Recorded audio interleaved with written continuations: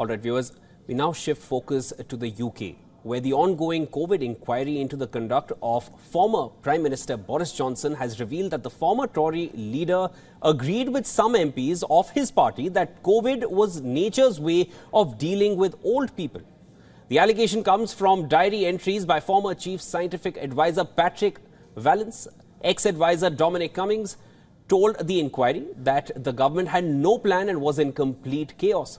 The inquiry was also shown offensive messages sent by Cummings about cabinet ministers and top officials.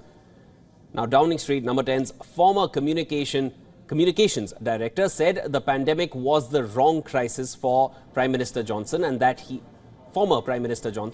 was a challenging character to work with because he kept changing his mind.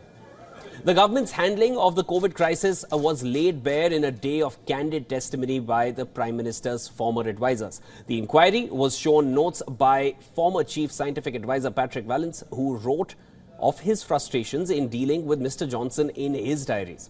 In August 2020, Vallance wrote that Johnson was obsessed with older people accepting their fate and letting the young get on with life and the economy going.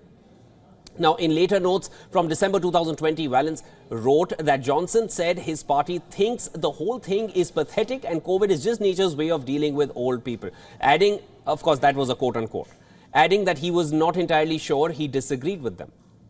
Another note from December says that Johnson agreed with the Conservative Party's chief whip, Mark Spencer, when he said that, and again I'm quoting here, we should let the old people get it and protect others. Now, the former Prime Minister as well as his successor Rishi Sunak are due to give evidence to the inquiry later this autumn.